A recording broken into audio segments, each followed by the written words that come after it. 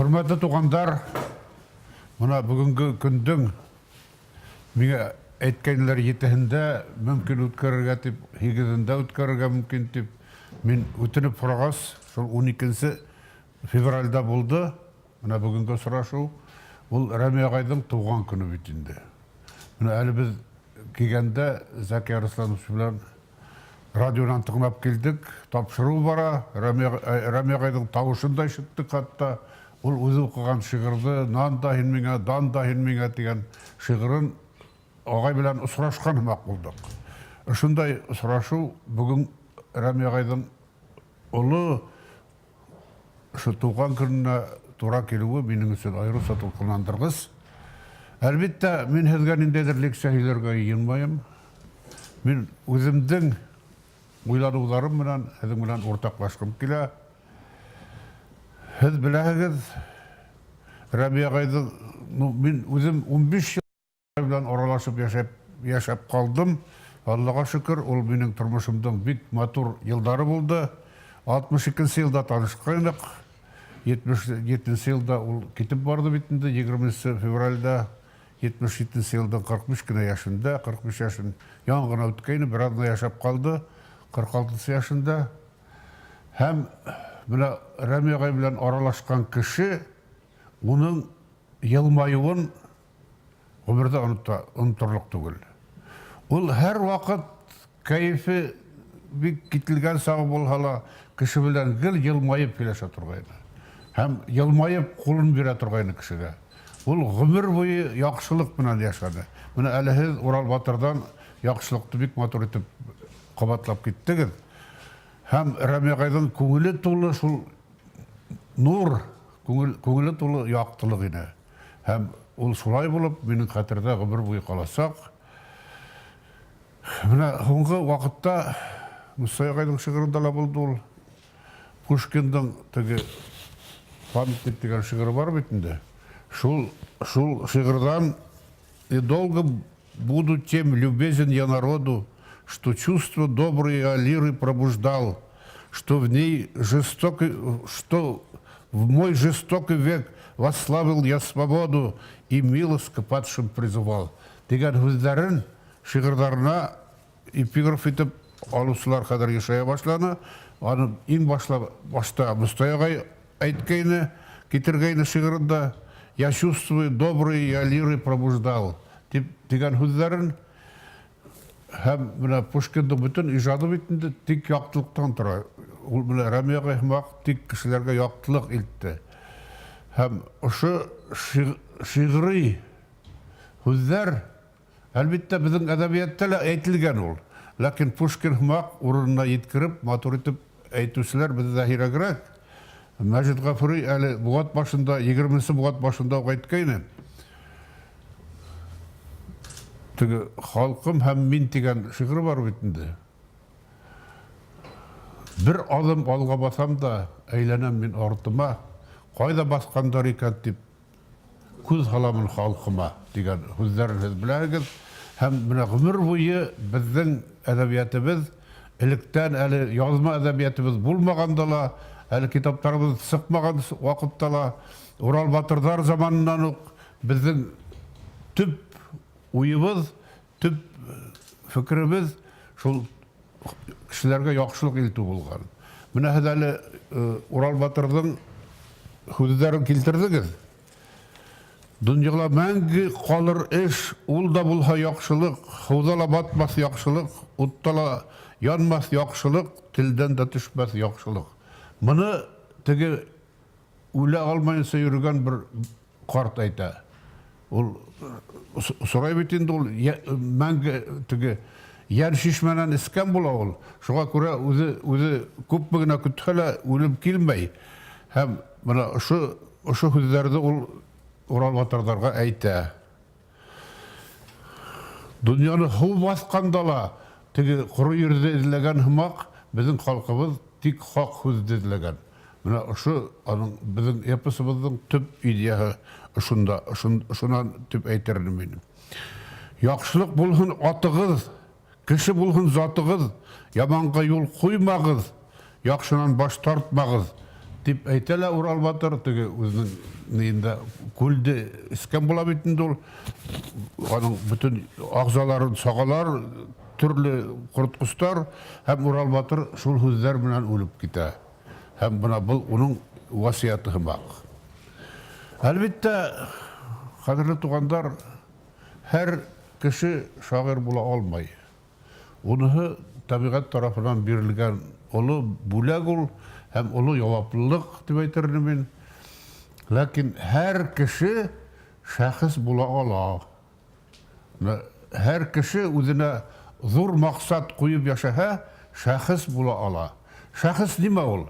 Мин шәхесте шулай күрәмен.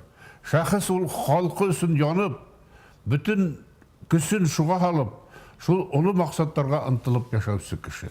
Менә һезнең алдыгызда әле монда хүрәттәр куелды. Шайхзада Бабич та, Мустай Карим да һәм Рами агай Гарипов та ошо олы максаттарга ынтылып яшәгән шәхестәр. Улар шагыйрь гына түгел. Һәр шагыйрь шәхес булмаска да мөмкин. Бик талантлы шагыйрь булырга мөмкин булырга. Ләкин ул шәхес булып җитмәскә дә мөмкин. Кылганска каршы ундай хәлдәр дә бар. Ул ижадтары бик матур, ләкин үзләренең тормышы, кылган эшләре улар шәхес югарлыгына күтәрелмәгән. Менә ошондай шәхестәр һезнең алдыгызда менә Шайхзада Бабич, Мустай Карим, Рами Гарипов, улар ысын шәхестәр иде. Һәм мин уларның Шайхзада Бабичты әлбәттә без беребез дә күрә алмадык. Ләкин Мустай агай белән аралашу вакыты тиде. Рами Гарипов белән бергә сәфәрләрдә булырга, фикер уртаклашырга насип булды. Менә улар ысынлап та шәхестәр иде. Менә без радионы хәзер ничек кенә куйһак та, нинди генә каналды куйһак та, 2018 елның 18 мартында иң зур хайлаулар була дип ишетәбез бит инде. Һәм бу ысынлап та шулай. Biz президентті хайлаясақбыз. Ләкин төптән уйлап қараһаң, кеше һәр көн хайлап алдына куйыла. Нимәдер хайларга тиеш? Менә, мәсәлән, иртән тораһың, һинең алдыңда эшкә барырга, эштә нимәләрдер эшләргә, укырга барырга, кем белән күрешергә, ниндәй әсәрләр укырга, менә булар барыһы ла иртән һинең көнеңнең башлауы хайлаудан башлана. Һәм безнең менә шигъриятыбыз, безнең әдәбиятыбыз, уның әһелдәре шул хайлау алдында һәр вакыт иң зур һорау торган халкыңа һин ниндәй файда килтерерһең? Менә ошо уй Шайхзада Бабичтың әле 20 яшьлә тулмаган сагында ук 14 елда ул шунда шигырен яза, халкым өчен дигән шигырьне яза.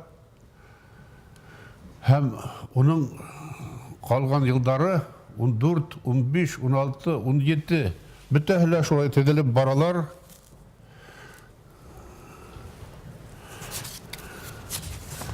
Менә хәзер мин сезгә Шайхзада Бабичтың халкым өчен айга мендем 1 минут дигән шигырьләрен яза ул 14 елда. 19 яшьлек Бабич. 15 елда көрәшеп үткәр кыска гомереңде әйдә милләт дигән шигырьләрен яза. 16 елда көтәм, теләймен, мин дахи дигән шигырьләрен яза. 17 елда хөррият бүләге яшәһен эшчеләр. 18 елда безнең хәзерге башкорт әдәби телендә тәүге китаптарның бере Орынбурда сыга Шайхзада Бабичтың Яш Башкортстан Зәңгәр йырлар дигән китабы. Һәм ошондай кискен үзгәрештәр заманында Бабич иң кәрәкле, иң тугры, иң халык көткән сүзләрне әйтә алды. Уның менә 18 елдагы сыккан китабына ингән Гаскәр маршы, Гаскәр дугаһы, күзеңде ас, Яһәннәмдәр аша үтмәйсә, ужмак табырмын дип ышанма дип кисәтеп куйды Шайхзада Бабич. Әле 18-нче елда ук. Һәм 16-18-нче елларда ул Китабын Нас дигән 200 эпиграмманан торган үзенең бик зур әсәрен язды. Ул вакыттагы шәхесләрнең, күренекле шәхесләрнең һәр беренә тиерлек ул үзенең мөнәсәбәтен белдерде. 200 кешегә 2 юллык кына эпиграммала ул бик мәргән сүзләр әйтә алды. Һәм уны менә ошо сатирик Китабын Нас дигән эпиграммалар йыелмаһын, уны шул усурдагы сатирик энциклопедия дияргә мөмкин. Һәм ул башлап йөрүсе булды һәр вакыт. Әле Галиялә укыган сагында, Галия мәдрәсәһендә укыган сагында, менә Чернышевский урамында һез күргәнегез бардыр, ул бина әллә бар, Аллага шөкер. Һәм шунда башлап йөрүчеләрнең, әдәби түгәрәкләрне оештыручыларның, кала күләмендәге төрле кисәләрдә иң алдан катнашып йөрүчеләрнең бере Шайхзада Бабич булды. Һәм 1917 елда Ырымбурга күсеп килгәс, ул башкорт хөкүмәтенең эшендә бик якындан катнашты һәм ошо хөкүмәттең агзаһы, сәркатибе дәрәҗәсенә күтәрелде. Менә булар әлбәттә уның иҗтимагый тормышының иҗтимагый әһмиятен бик матур күрсәтеп торалар. Менә шундай бер кызык кына күзәтү үткәрергә мөмкин. Акмулла 1895 елда үлә. Ул үлгән елда Бабич туа. Бабич 1895 елда туган. Һәм Бабич 1919 елда кызылдар тарафынан бик каты язалап үлтерелә. Һәм ул хатта касу мөмкинлеге булганда ла касмайса, кала мен дөреслекте яклаячакмын дип. Һәм шул 19 елда, Бабич үлгән елда Муса Кәрим туа. Менә гаҗәп күсә килешлек килә бит инде. Акмулла туган елда, үлгән елда Бабич туа, Бабич үлгән елда Муса Кәрим туа. Муса Кәрим 2005 елда вафат булып куйды. Ул вакытта мөгаен безнең берәй бөек шагыйрыбыз тугандыр дип уйлайык, өмет итәйек.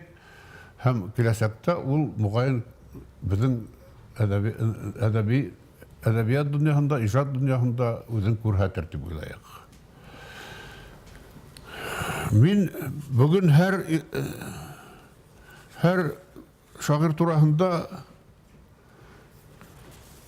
берәм тукталып тормаска ине. Чөнки һез монда бөтәгез дә лекцияларны тыңлап, белеп йөрисегез, күрәһегез. Ләкин мин шуны гына әйтмәкчемен.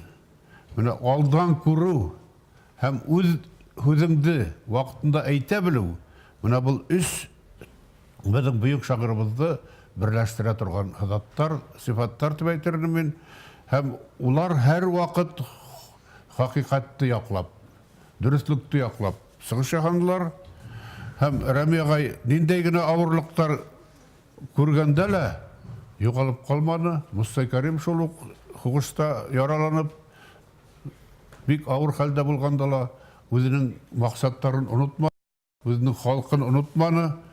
Менә шундай бөек кешеләрнең булуы безнең өчен әлбәттә бик зур куаныч һәм бик зур горурлык. Муса Кәримдең хугыштан һуң Мәскәүдә сыккан китабы «Цветы на камне» дип атала. Таш өстендәге гөлдәр. Менә ул ирләр хугыш вакытында ниндәй генә авырлыктар күреп, йөрәге туңган, йөрәге бик катыга әйләнгән сакта ла, шул йөрәк өстендә барыбер үзенең матур тойгыларын хаклап ала калган. Уны шул таш өстендәге гөлдәр белән сагыштыра ул. Һәм менә бу тәүге Мәскәүдә сыккан тәүге китабы белән үк ул үзенең бик зур ихтирамын яулап алды. Әлбәттә, Муса Кәрим ул күп яклы иҗат. Менә әле генә без Назар Нәҗмиҙең 100 еллыгын үткәрдек, киләһе ел Мустакаримдың 100 еллыгы буласак. Ләкин менә сагыштырып караһаң, Назар Нәҗми дә бик зур шагыйрыбыз, ләкин Мустакарим хумак дәрәҗәле уның хакында уйланып баруы кыен әлбәттә. Мустакаримдың иҗады бик күп яклы иҗат. Ул прозаикта, ул драматургта һәм ул үзен һәр вакыт иң беренче әйткәне, ул мин шагыйрь дип әйтә торгайны. Һәм ул ысынлап та шагыйрь, менә уның сулганышы, уның дуслары ниндәй? Сыңгыд Айтматов, Расул Гамзатов, Кайсын Кулиев, Давид Кугультинов һәм башкалар, Михаил Дудин. Менә ошондай сулганышта ул югалып калманы. Ул үзенең матур тугры сүзен әйтә алды. Менә ул яктан Мустакарим әлбәттә безнең кабатланмас бер күренешебез. Хәзер, хөрмәтле тугандар, мин сездән һораулар көтәмен. Әгәр ниндәйдер ошо 3 шагыйрь буенча, әгәр ниндәйдер һорауларыгыз бар икән, рәхим итегез, мин җавап бирергә тырышырмын. Мин монда лекция ниндәйдер укырга йөрмәйм, килмәдем укырга сезгә, сез бүтәгез дә бик яхшы беләһегез, сез әдәбиятты укып барасыз. Безнең мөмкинлектәр хәзер бик һәйбәт. Менә без әдәбиятка килгән елларда, 60-нчы елларда, безгә кыенрак иде. Хәзер ул вакытта яшьтәр матбугаты Ленинистың башкортса дубляжы гына сыга торгайны. Башка бер юк иде. Хәзер журнал да бар, газета бар, альманахтар сыгып тора, төрле китаптар сериясы сыгып тора. Яшь язучылардан. Менә безнең заманда ундай мөмкинлектәр бик юк иде. Һәм шулай булса да безнең әдәбиятыбыз шул вакытта күтәрелеп китте. Һәм без әдәбиятка килгән усурда, менә 50-нче елларда, 60-нчы еллар башында безнең әдәбиятыбызда декларативлык, риторика бик нык кына хөкем йөрткән сагыны. Күп әсәрләр шул риторик хүзләрдән тора иде. Декларативлык бик нык көчле, һәм шул вакытта ысын моңыңды, ысын асылыңды табуы бик кыен иде. Һәм шул вакытта безнең Мустакаримдың, Назар Нәҗмидің булуы, һәм 50-нче елларның адагында, 60-нчы еллар башында Рами Гариповтарның, Марат Каримовтарның, Ангам Атнабаевтарның килүе безнең өчен әлбәттә бик зур мөмкинлектәр ачты. Һәм без менә ошо яңгыру дәврендә үзебезне таба алдык, үзебезне югалтманык, шуның белән без горурлана алабыз. Әйдәгез, рәхмәт итегез. Әйдә. Байрас Азаматов, Башкорт филология факультетының 3-нче курс студенты, сыгышым менән. Ничәнче курс? 3-нче курста укыйм. Ага. Сыгышым менән Баймак районыннан. Минең һорауым шунда, менә әйтеп киттегез, барлык шәхестәр, шагыйрьләр, улар үз заманында хакыйкатьне яклап сыгыш яһагандар дип. Әлбәттә, һәр бер усырга үзенә күрә алымдар булгандыр, хакыйкатьне ничек яклап сыгырга дигән. Менә бүгенге көндә яшьләр шулай хакыйкатьне яклап сыган тиһәләр, уларга нимә кәңәш итегез, нинди алымдар кулланырга кирәк икән? Рәхмәт. Шулай уйланып яшәүең мине бик куандыра. Хөрмәтле тугандар, менә бүгенге көндең иң үзәк проблемаларының бере ул безнең мирасыбызны, моңыбызны, рухыбызны саклап калу. Менә мин Ырымбур ягынан үзем. Ырымбур яктарында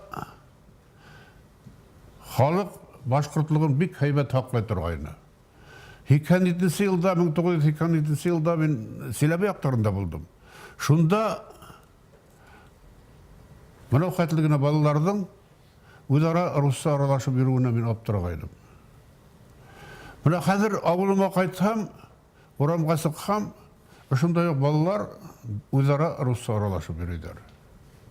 Мин әйтәм, булар Ырымбурдан кайткан балалар микән?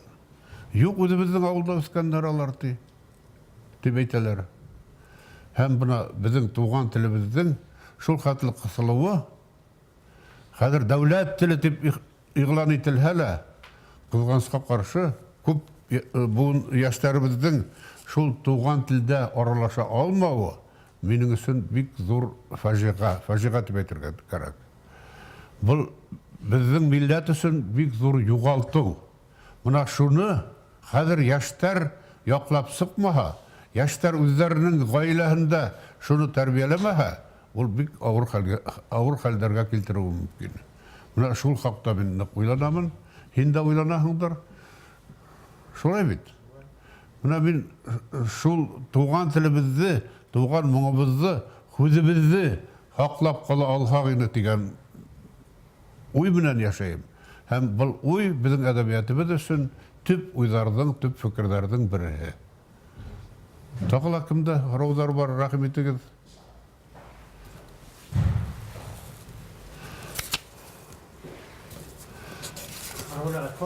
Һорау түгел, менә без һәр вакыт әйтәбез, Рәмия агайның зур мәктәбе көндәлектәрендә язылган, менә шулар хакында яшьләргә һөйләп китә кызык булыр менә.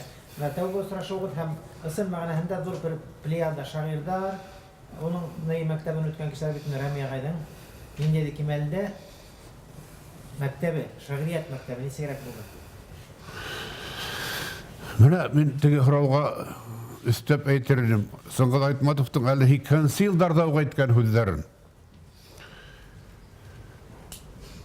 Когда мы теоретически предполагаем, что со временем в каком-то отдаленном будущем все языки сольются и будет только 1 или 2 языка в мире, захваченные этой перспективой, вряд ли мы отдаем себе отчет, что мир от этого обеднеет.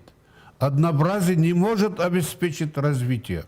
Поэтому важно сохранить как можно дольше многообразие языков. Тип Айтматов әле 2 елларда әйтеп калдырган. Һәм мин тагыла бер фикерне килтерә алыр идем. Ул 19 буатта 60 елларда әйтелгән. Рус теле турында әйтелгән. Язык народа лучший, никогда не увядающий и вечно вновь распускающийся цвет всей его духовной жизни, начинающийся далеко за границами истории. Язык есть самая обильная и прочная связь, соединяющая отжившие, живущие и будущие поколения народа в одно великое историческое живое целое. Когда исчезает народный язык, народа нет более. Пока жив язык, народный в устах народа, до тех пор жив и народ. Отнимите у народа все, и он все может воротить. Но отнимите язык, и он никогда более уже не создаст его. Новую родину даже может создать народ, но языка никогда. Вымер язык в устах народа, вымер и народ. Константин Дмитриевич Ушинский родное слово дигән хезмәтендә үзенең. Рус теле турында шундай сүзләр әйтелә икән, димәк, безнең башкорт теле турында бу сүзләр бигрәк тә кирәкле.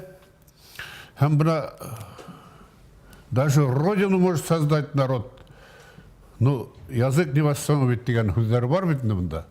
Мисал өчен, мәсәлән, мин китерринем булгардар Болгария, хәзерге Болгарияла яшәгән булгардар Волга буенан, Идел буенан күсеп китәләр һәм славян солганышында калып, үзләренең телләрен югалталар. Һәм улар булгар дигән исемне хаклап калһалар, улар бар славян халкына әйләнә. Ә менә венгерлар, безнең Уралда яшәгән венгерлар, Сибирдә, Уралда яшәгән, улар күсеп китәләр, Европаның уртагында үзенә яңа ил барлыкка килтерәләр. Телдәрен хаклап калган икән, улар венгер булып яшәйдәр. Әле бүген дә шулай яшәйдәр.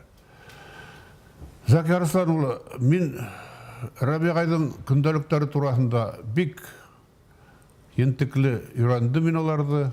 Ул ысынлап та зур мәктәп, нисек көрәшкәнен, нисек менә әле 17 елда гына уның матур китабы сыкты. Гөлнара белән Азамат балалары төзегән. Минем баш күздә барында, мин шул турыда әйтәмен көндәлекләрендә. Нисек ул үзенең хүзен раслап, үзенең хаклыгын раслап яшәгәнен. Әлбәттә, уга бик кыен була. 1970 Икенче ел микән ул телевидениенан сыгыш яһай. Һәм шунда Салават Батыр дигән шигырының башкаларга башын иймәгәнде, батшаларга башын иймәгәнде, башкаларга башкорт баш иймәс дигән юлларын укымаска әйтәләр аңа. Ләкин ул барбыр укый һәм шуннан һуң уга юл бикләнә матбугатта бөтенләй. Ул бер yerдә лә басылманы, китаптары сыкманы һәм менә шул иң авыры шагыйрь өсөн, язучы өсөн уны укучысыннан айыру. Менә шуны Рәби агай бик нык кисерде. Көндәлектәрендә ул барбыр үзенең иң тугры сүзен әйтеп калдырды. Кызганычка каршы ул көндәлектәр ул тере сакта әлбәттә дөнья күрмәне. Ул вафат булгандан һуң гына без уларны сыгара алдык. Һәм Рәми Гарипов гомумән үзенең тере сагындагыга караганда үзе үлгәс күпкә ныграк асылды. Һәм бында мин үзебезнең менә уның укучыларының хезмәтендә әйтеп китеренем. Без Сафан Алибаев, Денис Буляков, Тимир Юсупов һәм мин адына хайын тиерлек Рәми агайның вафатынан һуң уның өендә йыла торгайнык, катындарыбыз белән бергә. Һәм уның шул хәтле бай архивы шуны бүлешеп ала торгайнык. Һәм бер адына үткәс, ниндәй шигырьләрен тапканбыз, кайһылары басылмаган, кайһыларын әзерләйбез матбугатка. Менә шулай итеп без Рәми Гариповтың иҗатына яңыса юл астык һәм ул халыкка әлбәттә тулырак барып җитте һәм без моның белән бик горурлана алабыз. Кызганычка каршы һәр әдиптең, һәр шагыйрьнең язмышында ундай бәхетле сактар һирәк була. Менә бик күп менә Мустай агайның архивы белән кем утырыр, Назар агайның бик бай архивы бар.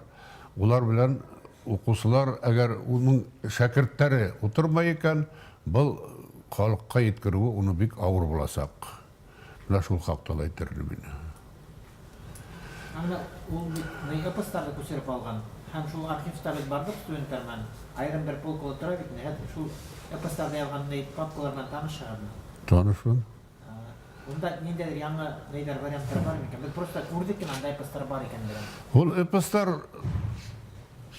Башкорт халык иҗаты дигән китапханала күбе сыкталардан. Алар таныштар. Рәми агай Әшрәф агай белән bütün Көньяк Уралда, Башкорт районнарында йөреп чыгалар һәм бик күп сәсәндәр белән, сәсәнияләр белән осрашып, бик күп әйберләр язып алалар һәм менә шул уның архивында сакланып калган. Уларның күбеһе башкалар тарафыннан да язып алынган һәм алар безнең китапханабызда бар. 112 атлы дивизияларның юлынан ул походка чыгалар, нәйләрен яза бит. Ни бит? Шуга нимә сәбәпсе булган икән? Рәми агай әйтә торган иде. Генералның юлы буенча сәяхәт кыла бит инде. Дон язмалары тигән язмаларында язып калдыра. Бу һәргә нимә әйтә торган? Нимә әйтергән? Мин менә Рәми турында китап яздым, Рәми агай турында. Ул китапта шул Дон далаларына сәяхәт бик ентекләп язылган анда. Ул Башкорт мәктәбендә әлеге хәзерге Рәми Гарипов исемендәге интернат инде ул, гимназия. Менә шунда хугышта ятып калган күпләрнең балалары шунда укыйлар. Һәм улар йыелышып, ошо аталарының эзләре буйлап чыгып китәләр һәм уны менә Мәгариф министрлыгы бик һәйбәт хуплап ала. Алибаев Сәгыйт агай аны бик нык ярдәм итә һәм шулар йөреп кайткандан һуң менә ошо безнең кавалерия дивизиясе буенча уның рейтына игътибар нык көчәя. Мин менә хәзер һезгә Рәми Гарипов турында китабымда бүләк итермен. Алла бирһә, һез монда кабинетта әдәбият бардыр бит инде. Менә шунда куйырһыз аны. Минем башкортча һәм русча ике телдә басылып чыкты ул китап. Тағы нендей сұрақтар болар, рахметіңіз. Айда Айболат. Әлі ижат ете башлағаны ғана сақта мұғайын, Мұстай Гаримді, Рами Ғарипов та хеден язмаларығызды, шығылдарығызды текшіргендір бетінде. Һәм бұлар шында нендей кәңіштірі бір атырғай, мұна риф бар, ритм өтеген мен нелерек кәңіштір беріп, һәм ұғым мәл қоңынан хед шығырды шығыр, шағырды шағыр қасан бұлай екен несік аңланығын дегіне. Мына мен несік айтерінім, бұл сұрауға жауапты. Әлбетте, Рами Ғарипов өзі бір мәктеп. Қазір олардың исімін үйреткен гимназиялар да бар, Мұстай Карим исіміндегі гимназия бар, Зайнап Бишева исіміндегі гимназия бар, яңырақ қана онда болдық. Назар Нәжми исіміндегі гимназияла болдық, Дүртілі. Олар ғұмырда бір гіне дәрісті өткермәхілерді, мәктепті әшлемәхілерді. Барбыр олардың ижады мәктәбі барлыққа келді. Мен, мәселен, Рами Ғариповтан нисік шиғыр ядырға, яки Мұстай Каримден, Шайхзада Бабиштан, нисік шиғыр ядырға үйренуден бигірек, мен оларда нисік яшарға керек екендігін үйрендім. Нисік яшарға, мақсатыңа нисік тоғыры болырға, нисік шуға ерішірге, мына шул менің үшін ең зор мәктәп болды. Рами Ғариповтың ижадыла, Мұстай Карим ижадыла, Шайхзада Бабиш ижадыла. Һәм бұл меніңсе, мына Рами Ғариповтың мәктәбі, ол ғажап мәктәбінде, ол яштар менен бик нық байланышта яшаны. Һәм 20 февральда 77 елда, 1977 елда ол арабыздан кетіп барды. Мен бұл хабарды 21 февральда ишеттім, актердар йортына келе атайным. Онда яштардың семинар асыларға тейшіні. Мына шул семинар асылған күнді Рами ағайдың вафат болуын біз ишеттік. Шаңғып қалдық әлбетті, ол бетінде бик мықты, шундай спортивный егетіні, бик мотор, хауылыға әйбәтіні әр қалда, һәм шул жүрегі тоқтап, өліп кеткен, қызғанысқа қаршы, бұл бірінші гіне сигнал болмаған екен. Мына мен китабымда ядамын да, һәм мына еніш хүзділі ядды боларды.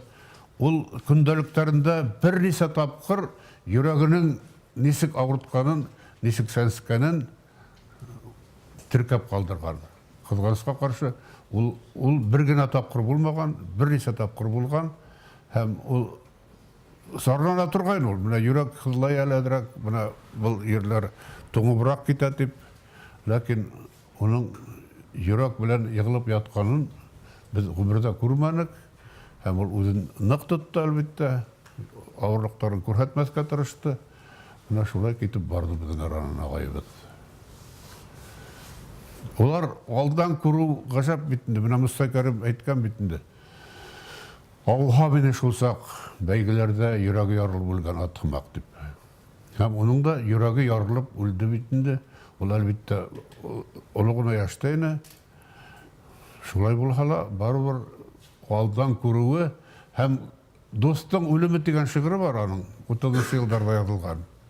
Комсомол билетін пуле тишіп біргәһінен өтіп кете. Һәм Мұстай ағайдың өзінің де язмышында шулық хәл бола бетінде, оны яралана, мины ярсығы, оның комсомол билетінің іргәһінен өтіп кете, һәм қанға мансыла әлбетті бұл билет, һәм ол билет әлі біздің Мәскеуде Өзек музейда сақлана. Мына шундай алдан көру шағырдым. Рами ағайда шулай алдан хиде тұрғайны, көре тұрғайны, біле тұрғайны. Қайдағыз, рахметтігіз?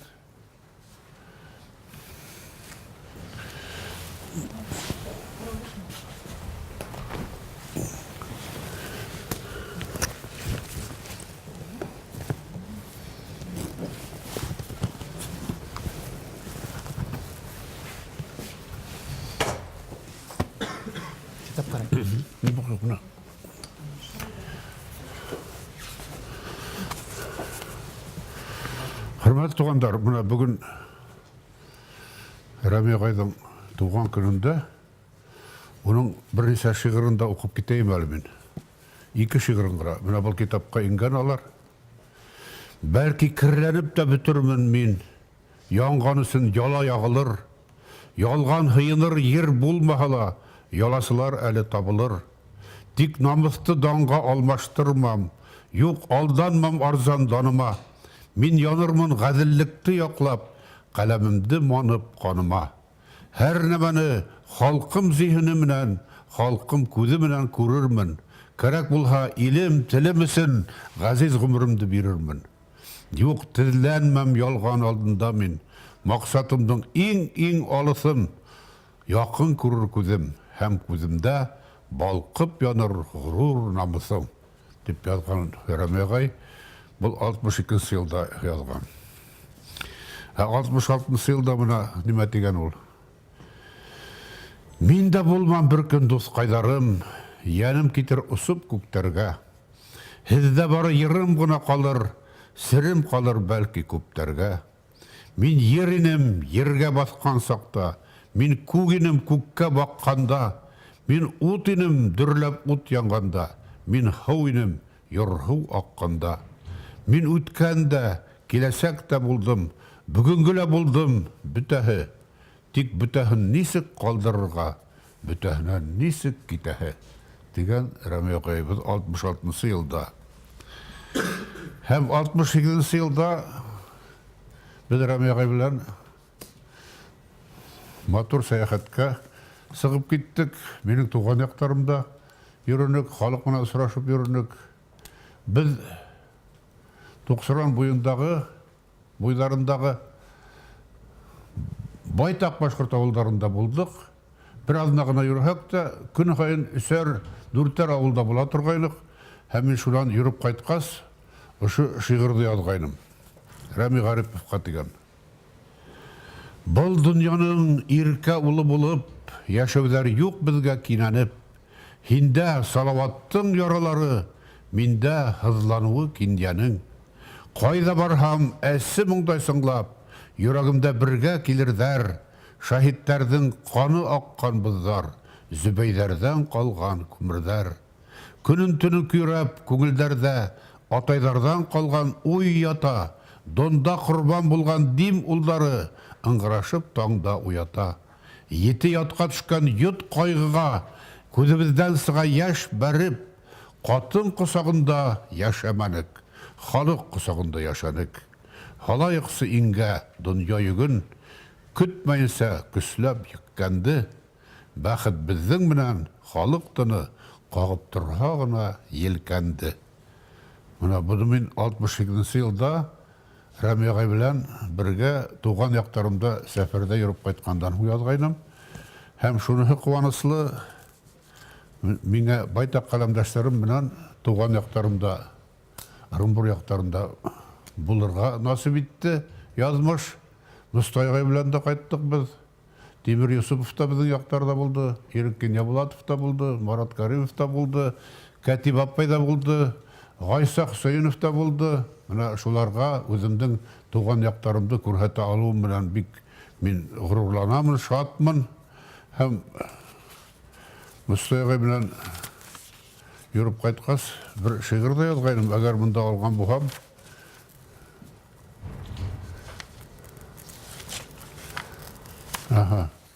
Бар екен. Юлда бетінде түрлі хәлдер бола. Біздің яқта немістер көп яшай тұрғайды. Біздің мына ауылда бір колхоз болып яшанық немістер білән 2 неміс ауылы һәм бір башқұрт ауылы ені. Шул колхозда. Шул неміслердің үйлеріне алар көсіп кеткәс, дүния бетінде өзгәрді, аларға көсу мүмкіндігі туды. Һәм шулар бик ауыл көсініп қайтып кеттілер Германияға. Һәм шунан хуң олардың үйлері бушап қалды. Һәм бұл біздің башқұрт ауылдарына бик қырын хуқты. Сүркі біздің яштар көбі шул матур йорттарға көсіп кеттілер. Һәм бұл біздің мәктептердің язмышында әлбетте қиын хәлдер тудырды. Мына шул саяхат вақытында біздің Золхиза һіңлім Менің туғаным, бір туған. Немес ауылына көскенілер. Шында біз қонақ болдық енді. Мұстай ағай, ұлы кіші арамызда ертерек тұрып, тер аяқты қарап жүр екен. Һәм шында тігі немеслерден қалған ет, мұның балтырынан электр болған. Фред деген исімін аның, Фред дос деген хүз бітенді. Тігі немеслер білен ұғышып жүрген ойлағандыр енді бұл Фред. Шул ағайдың балтырынан электр балды.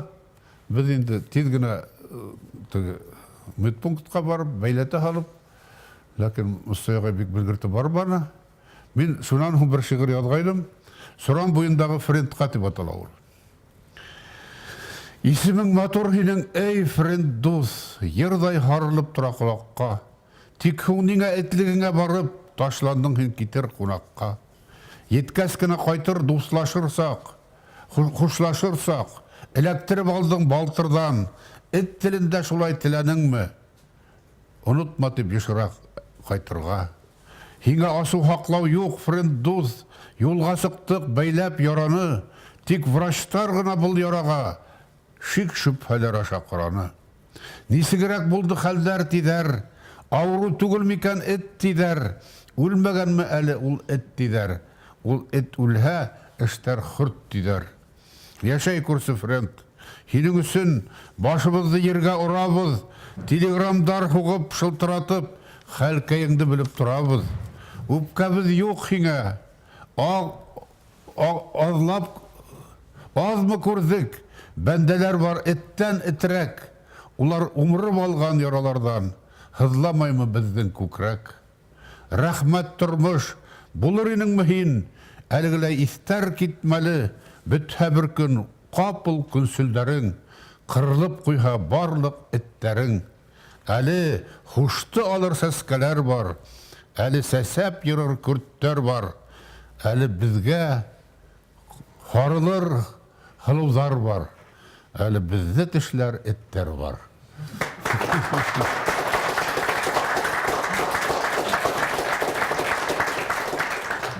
Шундай хәлдерді болып қоя yol жүргенде, Мұстай ағайға менің арналған бірнеше шиғыр бар бұл. Һәм мына Рәми ағайдың табыты янында оқыған шиғырымда бар. Олар мына бұл китапқа енген. Шуға күрә оларды сізге қадір оқып тұрмайым.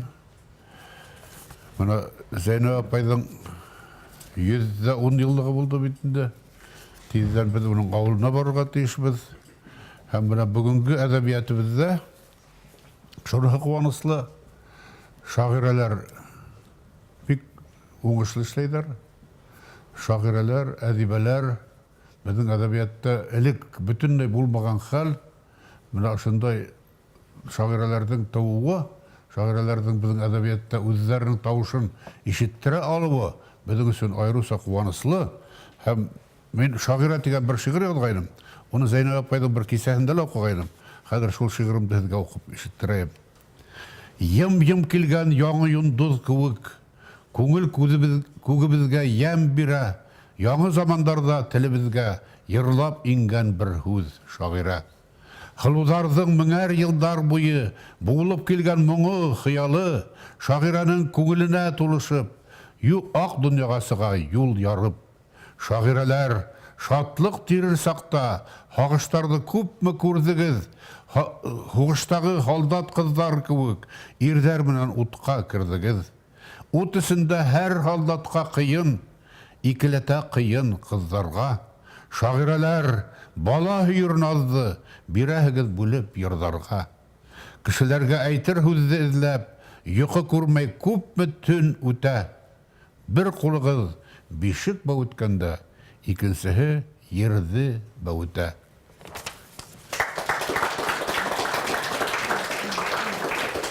Ул безнең әдәбиятта гына түгел, гомумән һуңгы вакытта башка әдәбияттарда ла шул шагыйрәләр бик күбәйделәр. Ул хакта Назар агай үзенең борсылуында белдергәне, бик артык күбәеп китмәделәр микән дигәнрәк фикердә. Ләкин мин уйлыйм, ул бурындан безнең катын-кызларыбыз бик талантлы булган. Ул Зөлхиҗәләр, башкалар ул сәлемәкәйдәр, ул ирдәр генә иҗат иткән дип уйламайм мин. Аны шагыйрәләр, хатын-кызлар да иҗат иткәндәрдер дип уйлайм. Ашкадар йырының тарихын сез яхшы беләсегез. Ул Ашкадар йырында бер кеше һунарга киткән сагында һуга батып үлеп куя һәм ахирәтләрен җыеп, уның катыны йыр сыгаруларын һорай. Менә шундай авыр хәл булды. Һез шуңа охшатып, шул турала йыр сыгарһагыз инде. Тегеләрнең төрле тәкъдимдар була, тыңлап карай да берсен дә охшатмай, һәм үзе менә шу Ашкадар йырын сыгарып куя. Ул шул һәлак булган ир егеттең катыны шул йырды сыгара. Димәк, безнең тарихта шундай таланттар күп булган. Кызганычка каршы уларның исеме безгә килеп җитмәгән. Менә хәзер безнең Язучылар союзында менә сезнең рәисегез, безнең рәисебез ултыра, сезнең укытучыгыз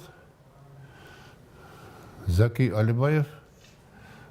Бүгенге Язучылар союзында Рашид Зәйнуллин да ултыра, оның урынбасары.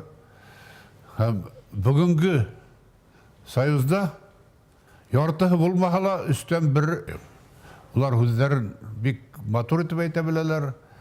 Матур китаптары сыгып тора. Һәм бұл біздің бик зур байлығыбыз, хазинабыз. Киләсәктә ул тагы ла яңа таланттар менән байыр дип уйлайм мин. Һәм әлбәттә әдрәк хагайып та куябыз. Чөнки ир егеттәр үзенең сүзен әйтергә тиеш бит инде. Бар хатын-кызларга гына юлды биреп куярга ярамай. Менә шуңа күрә безгә теге матур ярышу өчен хатын-кызларның иҗатта үзләрен күрсәтүе бик һәйбәт дип уйлыйм мин. Кадерле тугандар, менә минең яңгырак кына китабым сыккайны алып килдем микән? Бар икән. Юк. Кимәгән ул? Яра, мин алып килермен. Һәр хәлдә ул иң беренче мөгъҗиза дип атала. Һез беләсегез, тарихты укып, дөньяда бик атаклы мөгъҗизалар булган. Уларның ханы 7-гә yetkән. Бурынгы тарихты укып беләсегез. Хәзер Башкортстан мөгъҗизаларында ханай башладылар. Уларның да ханын 7-гә генә бикләргә уйлайлар, ләкин Башкортстанның мөгъҗизаларын 7 ханы менән генә үсә бетерерлек түгел. Уның мөгъҗизалары бик күп. Һәм мин бuna иң беренче мөгъҗиза дигән китабымды сыгардым, яңгырак. Һәм шул китапты асып ебәргән шигыремде сезгә укып ишеттермәкчемен. Иң беренче мөгъҗиза. Мөгъҗизалар күрдем был дөньяда. Уларның кем белгән хандарын хайран итә мине, таң калдыра. Күпме кисем, күпме таңдарым. 7 генә мөгъҗиза бар имеш. Бар тарихта акыл yetkеһез Башкортстан, тик үзендә генә мөгъҗизалар ханап беткеһез. Бихисаптыр йөрҙең хикмәттәре, беренчеһе миңа шул булыр. Туган телем мөгъҗизаһы генә тормышымды ямгә тултырыр. Туган телем тәүге мөгъҗиза бит. Миңа генә түгел ил өсөн. Беренчеһе булмай икенчеһе, беренчеһе булмай меңенче. Телем бетһә, ерем яме бетер. Мәгънәһе калмас гомерҙең. Берҙән берем янем. Туган телем. Иң зур мөгъҗизаһы был йырҙың. Һинһеҙ яшәү булырмыны яшәү? Оҡшармыны яҙым яҙыма? Һәр бер өнөң, һүҙең, бөтә моңоң минең өсөн иң зур хазина. Туган телһеҙ ниндәй бәхет ҡалыр? Һүнер төҫтәр, тыныр бар көйҙәр. Туган телем минең өсөн тик һин, ерҙә иң беренсе мөгъжиза. Ҡәҙерле туғандар, менә ошо мөгъжизанан һеҙҙе бер ваҡытта ла айырмаһын. Һәр ваҡыт ошо мөгъжиза белән бергә йәшәгеҙ. Шул ваҡытта тормошығыҙ йәмле булыр дип уйлайым мин.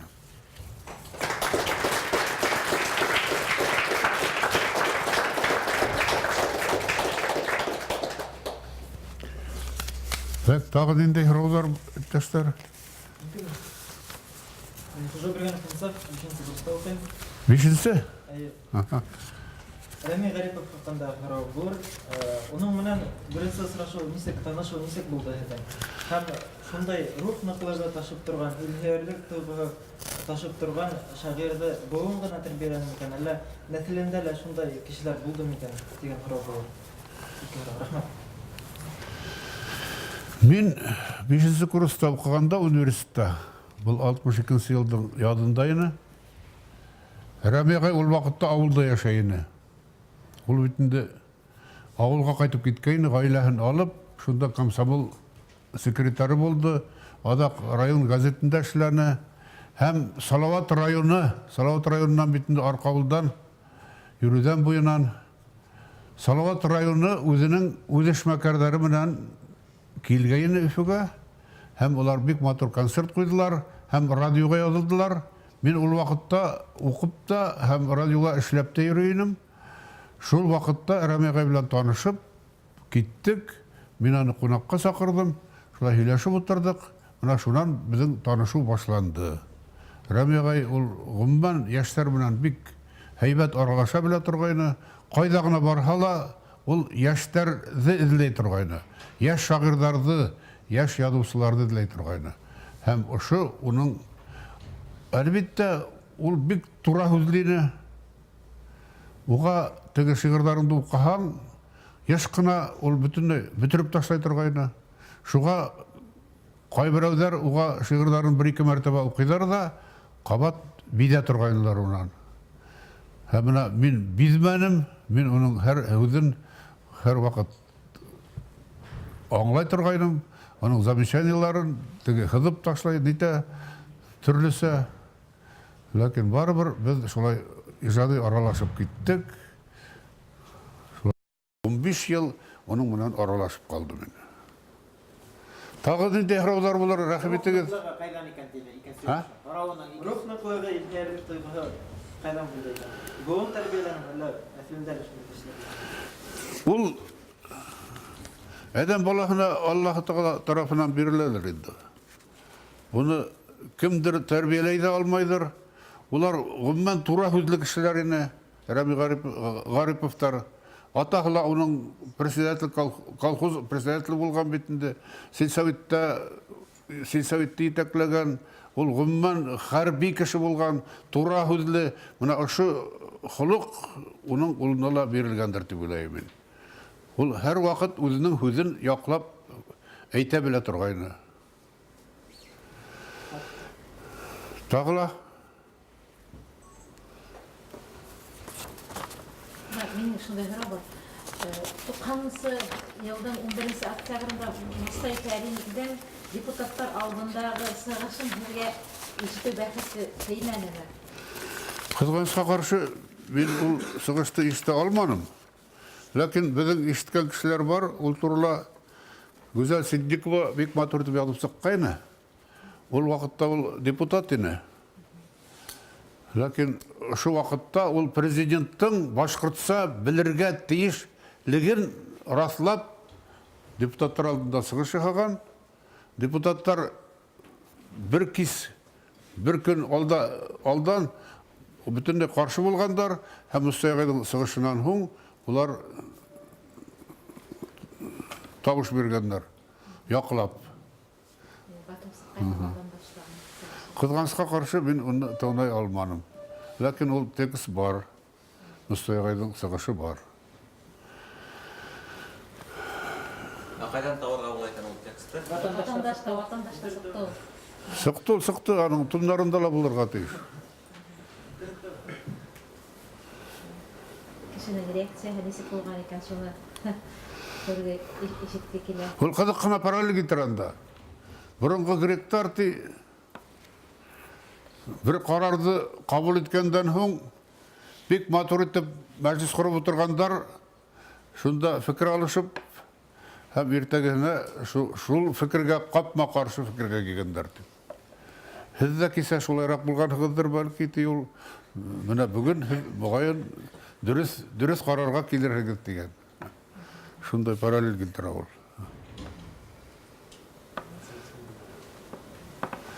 Яра, рахмат ағайыны. Бик зор рахмат сізге. Мына бүгін Рәми Ғариповтың туған күнінде шундай сұрашу үткәрі алуыбыз. Һәм мына біз оқыған сақта 60-шы, 50-ші елларда, 60-шы елларда Башқұрт дәулет университетінде Башқұрт группаһы бар ине. Ул берәү генә булгандыр. Бер генә группа, 25 кеше идек без. Сыққанда ул 25 булмагандыр, 20ләп калгандыр бәлки. Мына хәзер безнең педагогия университеты асылды. Пединститут элекке. 68-нче ел асылдымы? 66-мы? 67. Мына ул байтак елдар эшләп килә, Аллага шөкер. Шуннан истәр тамакта бүлектәр бар. Бирскида бүлектәр бар. Хәзер безнең айрым журфак бар. Башкорт филология һәм журналистика факультеты бар университетта. Менә шундай таяныс безнең яшьләребез, безгә таяныс, без рахатланып безнең менә шулай сораша алабыз. Элекке вакытта без бер генә группа идек. Менә шуның бер-берегезнең кадерен белеп яшәгез.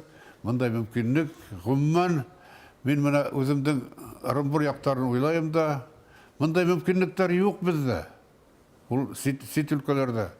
Силәбелә башкорт бүлеге бар ине, уныһын да ябып куйдылар. Хәзер педучилищелар бар ине, башкорт бүлеге Оренбурда ла. Уныһы ла бетте. Менә хәзер безнең таяныр яшьләребез ситтә бик әз. Шуга һез безнең зур таянысыбыз. Шуның без сезне кадерләйбез, һез дә безне кадерләргә тырышыгыз.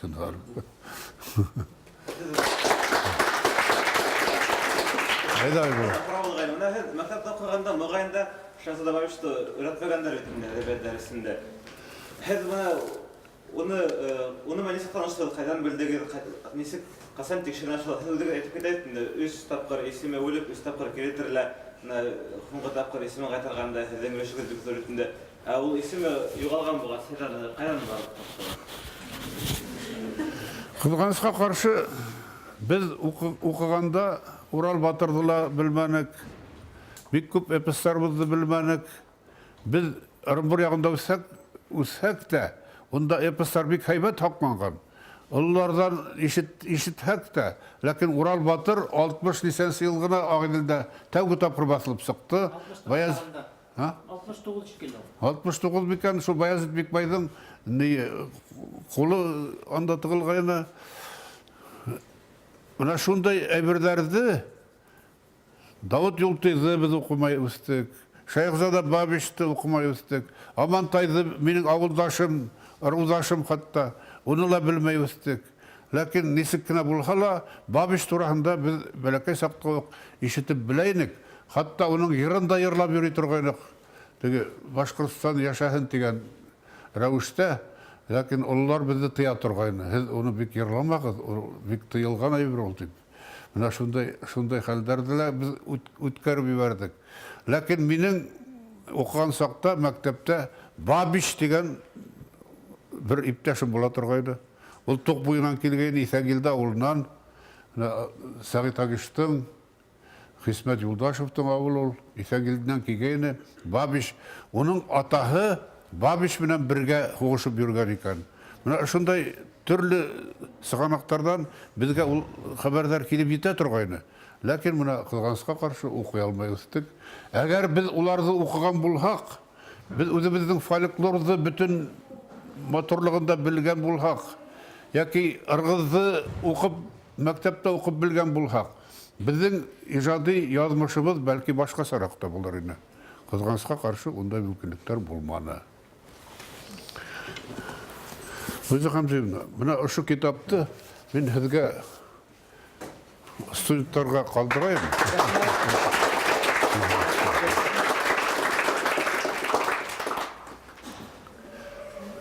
Бұл менің байтақ йылдар ваҡытымды алған Рәми ағайҙың ижадын төрлө яҡлап өйрәнеп, шул китапты яҙҙым. Аны Яңыбай Хамматовтың ҡыҙы Гүзәл Хамматова руссаға тәржемә итте. Һәм руссала сыҡты, 2 телдә баҫылды. Яйлап ҡына уҡып сығырһығыҙ тип уйлайым. Рахмәт тугандар, менә шундай сорашулар безне яшәтәләр инде.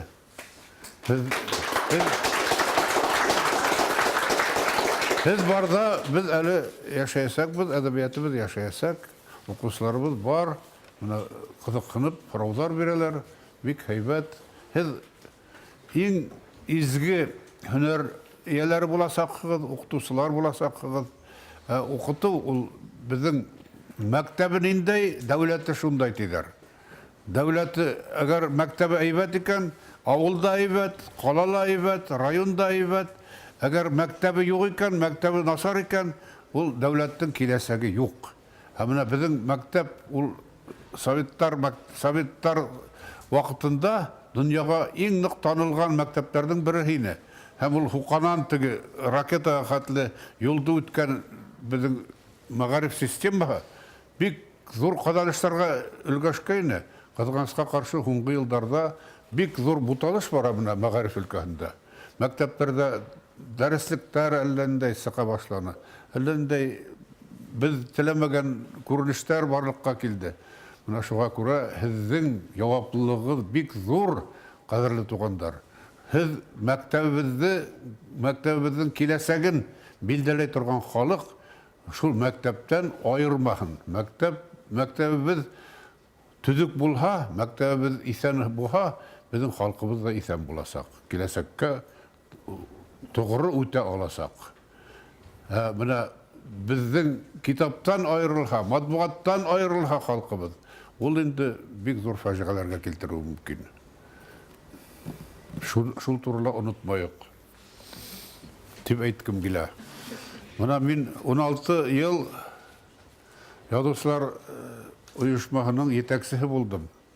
16 yil ali birovdingda ul teklim orala ishlagan bo'lmadi. Ham men 70 yaşıma xatli ishlanim. Ham ul yoshda rais bo'lgan kishi yo'q edi. Ham mana bizning hozir nihoyat yosh raisimiz bor. Biz uga bek zo'r umid bog'laymiz.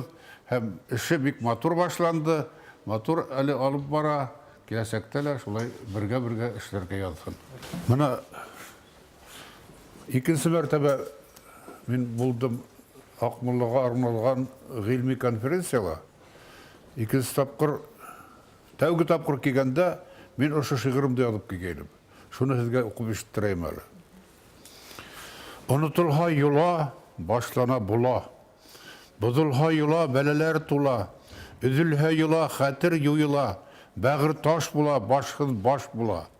Хақ юла туға хайланып қыра, яқшыға яқшы ялғанып қыра. Насар юлалар юха йыландай, ей хақла дүния яман юлаңдан. Юлахыз үйдің йылығы ките, ызғыш тарқалыш негізін хүті. Юлахын ұнытқан, құтын ютқан, маңқырт ұнқыттар ябылыр юртқа. Қақшаға юла, ил дәулет йығыла. Ey yaңыр юла, изгі ақ юла, таңдан дүниям ақ, яныма мұң тула, түшіме инді бүгін ақ мұлла. Ақ мұлла хәден түшігізге гына инмәхін, тұрмышығызда болын әр вақыт. Әр вақыт мұна ұшы. Нихаят біздің шағирдарға хейкәл көріне башланы үфілі. Салават хейкәлін бүтәгізді біләгіз енді. Мына мұнда хіздің оқу йортығыз алдында шундай матур хейкәл.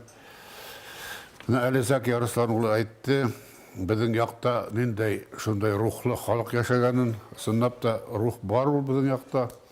Юққа міне унан Мұхаммед Шабуранқұлов сыққан, Сағит Агиш сыққан, Давыт Юлты сыққан, Ғабдулла Амантай сыққан, Сағит Мірәсов мына менің бір яқын ғана бабайым. Кәрім Иділғужин, һәм башқа шундай шәхестәр сыққан. Бабиш, әлбетте, бізге ул хуң ғына келіп инді. Ләкин барыбір біз оның рухы, оның ынтылыштары біздің көңілімізде яшайыны. Шуға һез мына хәзер бүтін мүмкінліктер бар. Рахатланып оқырға мүмкін. Әлі Рәми ағай тыйылған вақытта ук мына Нидә Сәнгать академияның йортында булган китапхана, республика китапханаһы. Карл Маркс белән, то есть Ленин белән Пушкин мөешендәге йортта, шунда 37 елда юк ителгән безнең шәхестәрнең иҗаттарын Рәми агай вис өйрәнеп сыккан булган. Әле интернат мәктәбендә укып йөргән сагында ук. Һәм уны китап һәр вакыт алга сакырып торган. Хезне китаптан шулай аермаһын. Менә безне кайһы вакытта гаепләп куялар, Башкортстанда башкортлаштыру бара дип. Мин Башкортстанда башкортлаштыру барганын бик белмәйм, ләкин Орынбурда башкортлаштыру барганын беләмен. Менә без Исәнгилдә булган сакта шунда тидилдиләр сыгып, берһеннән матур итеп йырлай, шигырь һөйләй, һәм бөтәһе хары сәсле. Мәйтәм булай, безнең башкорт халкына бик охшамаганда һымак. Бакһаң, ул бер агай белән апай 5 Мария кыздарын алып нидән, балалар йортынан. Шуларны тәрбияләгәннәр һәм тегеләр шартлатып башкортса шигырь дә укый, үзендә һөйләй, йырында йырлай, бии дә. Һәм менә ысынлап та башкортлаштыру бара, урысты башкортлаштыру Орынбурда бара икән ул.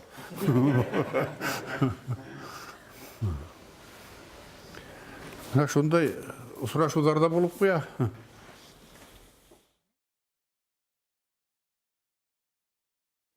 Вот вы начали слово о доброте.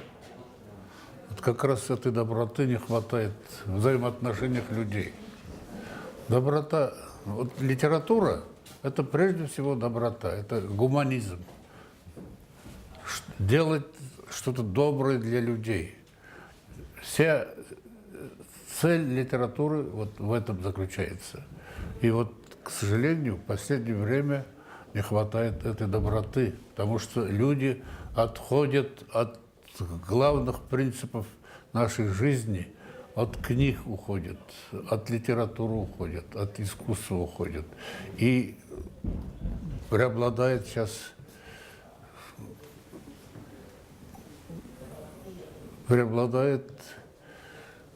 культ денег, культ материальных благ. Вот поэтому я думаю, что в будущем все-таки литература вернется на свое место в нашей жизни. И сегодня вот с филологами я встречался, со студентами. Это главное для них – это доброта. Но главное, чтобы добрые взаимоотношения людей прежде всего основываются на мире. Чтобы мир был между людьми, чтобы мир у нас в жизни было. Во всем доброта была. Мир – это доброта, уже доброта. Поэтому я считаю, что мир прежде всего. И доброе побуждение у человека. Цели такие, светлые цели. Без этого жизнь невозможна. Я думаю так, добрососедство у нас вот в Башкортостане, добрососедство – это из самой основы нашей жизни, добрососедство. Я вот воспоминания о моем военном детстве, послевоенное детство, это стихи есть у меня, соседство называется. Вот тогда люди делили последний огонь, угли друг друга носили из печи. Вот об этом стихотворение. Чтете? Пошлет, бежишь за огоньком к соседям налегке, и столько звезд приносишь в дом на маленьком совке. Берег аул в печах своих, в зале тепло и свет.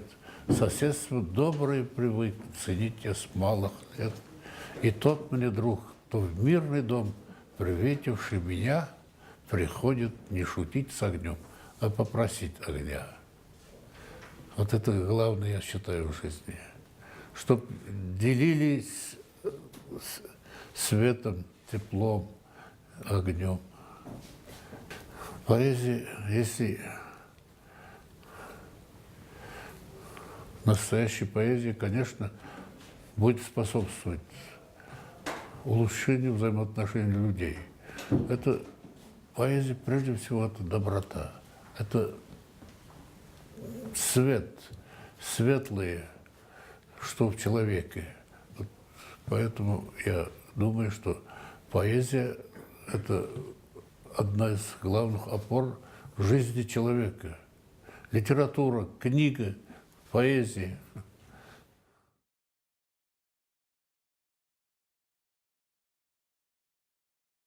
Будьте добры,